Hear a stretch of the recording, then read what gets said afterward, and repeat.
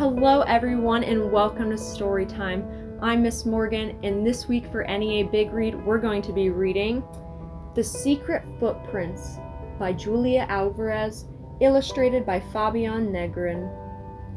On an island not too far away, and in a time not so long ago, lived a secret tribe called the Singuapas. They made their homes underwater in cool blue caves hung with seashells and seaweed. They came out on land to hunt for food only at night because they were so fearful of humans. Some Singuapas said they would rather die than be discovered. Luckily, the Singuapas had a special secret that kept them safe from people. Their feet were on backward. When they walked on land, they left footprints going in the opposite direction. That is how the Singuapas had kept their whereabouts unknown for so long. But once their secret was almost discovered. In the tribe lived a young Singuapa who was very beautiful, with bright eyes and golden skin and black hair that flowed all the way down her back. Unlike the other Singuapas, she was not fearful of humans. That is why her name was Guapa, which means brave and bold and also beautiful in Spanish. Sometimes Guapa set out hunting at night before it was really dark enough. One night she wandered too close to a house where the family was still awake. When she saw their laundry hung out to dry, Guapa tried their clothes on. "This one fits me," she cried out in a loud voice, and lights came on in the dark house. A boy opened the window. "Hola," he cried in a friendly way. Guapa was curious about him. What is it like to be a human child, she wondered, but she hurried away. The tribe worried that Guapa's boldness might reveal their secret. They asked the queen to speak to her. "Stop being such a mischief," the queen Singuapa scolded her. "But I am bold and brave and curious about everything," Guapa said, defending herself.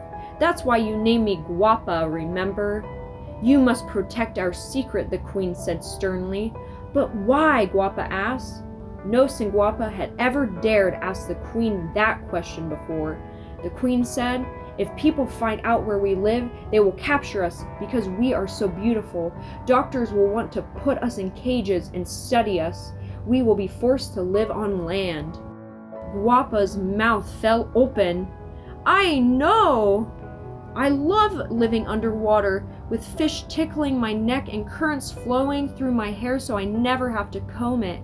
I don't want to live on land, I just like to visit." "Then you must stop taking chances," the queen warned. "Humans are unkind. They will force you to take baths and do laundry and wash your hands before meals." That's when Guapa promised with all her heart that she would be very, very careful.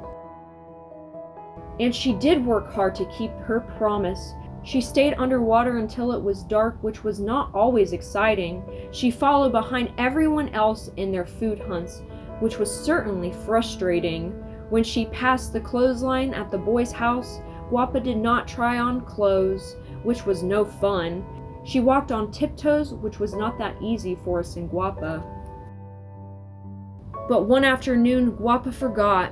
She was looking up through the water at the sun sparkling like 1,000 starfish in the sky. Up she came to the surface to take a closer look. It was that time of day when the island is most beautiful. The air seemed splashed with gold, birds with feathers, the colors of rainbows were practicing their favorite songs. Palm trees were swaying as if they were listening to a catchy tune in the breeze. From the woods came the sweet smell of flowers.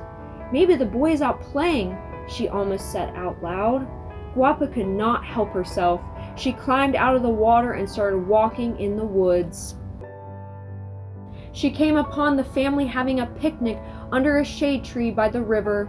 The mother and father, the boy, and his 2 little sisters. Guapa hid behind some bushes and watched them eating fried pastelitos and mangoes from the basket on a large piece of cloth laid out on the grass.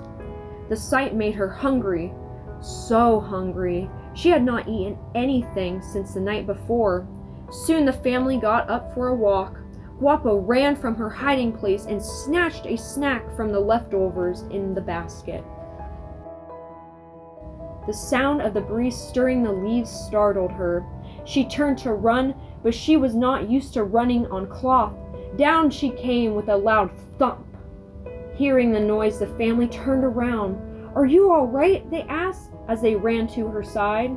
For once in her life, Guapa could not get a word out. The secret of the Singuapa was going to be discovered.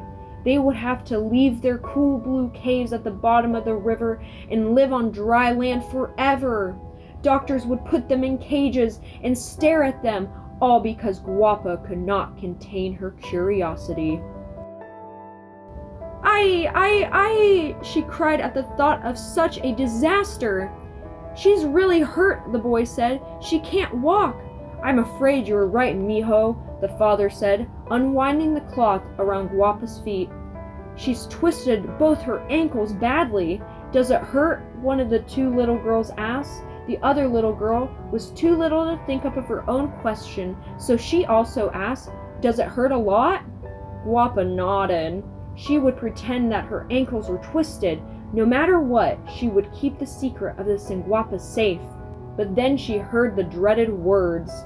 "We better take her to the doctor," said the mother. "He'll want to examine her." I, Guapa cried when they tried to pick her up. "We should not move her," the father said. "We should get the doctor and bring him here." "We can't leave her alone," the mother said. By now it was dark in the grove beside the river. "I'll stay with her," the boy said, puffing his chest out proudly. The mother took the two little girls home to bed while the father went for the doctor. "Buenos noches," said the bigger little girl as they left. "Buenos noches," sang the little girl.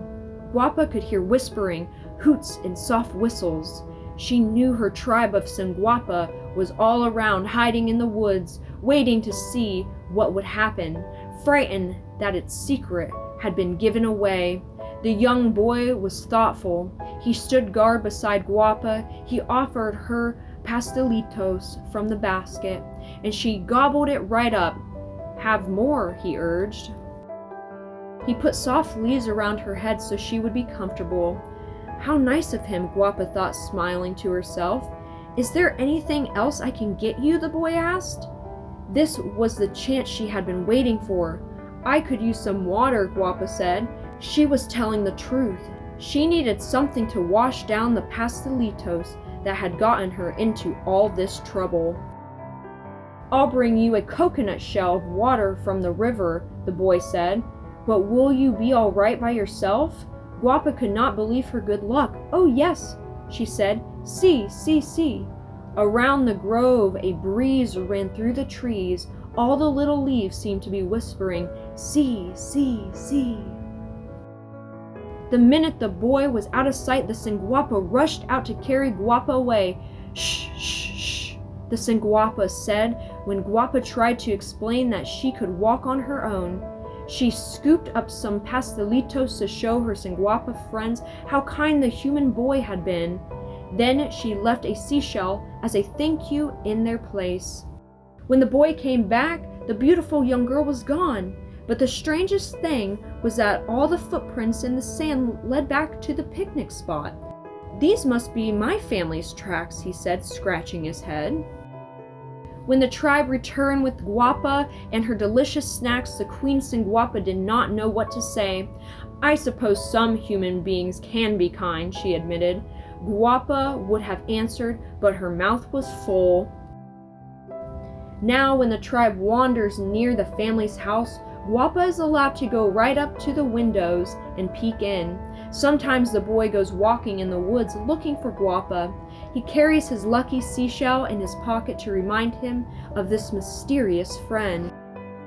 Guapa has asked the Singuapa not to take any eggs from this family. When the laundry is left out, Guapa helps fold the clothes on the line for the kind boy and his two little sisters. She always finds pastelitos waiting in the boy's pocket. The end. Thank you guys so much for joining me this week for Storytime. I hope you liked this book, and don't forget to like and subscribe, and I will see you guys again next week. Bye!